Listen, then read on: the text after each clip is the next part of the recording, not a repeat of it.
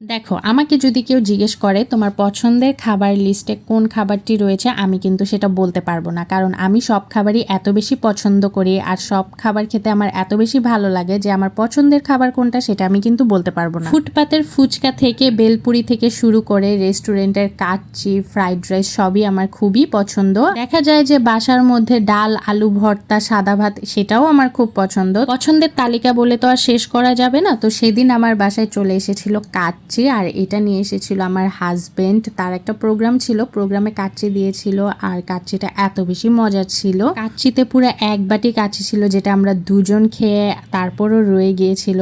এরপর ছিল 3 পিস খাসির মাংস, একটা আলু। আমি মরিচ দিয়ে এটা ইফতারিতে একদম সেরে ফেললাম। কাচ্চিটা খেতে একদম দুর্দান্ত হয়েছে, বাট কাচ্চির একটা প্রবলেম ছিল, এই কাচ্চিটা একটু বেশি শুকনা ছিল। সুলতান ডাইন বা কাচ্চি ভাইয়ের কাচ্চি একটু মাখো মাখো থাকে, বাট এই কাচ্চিটা একটু শুকনা ছিল। তো আজকের ইফতারটা আমি কাচ্চি দিয়ে করলাম। আর কে কি খেলেন ইফতারে অবশ্যই জানাবেন। Bye bye.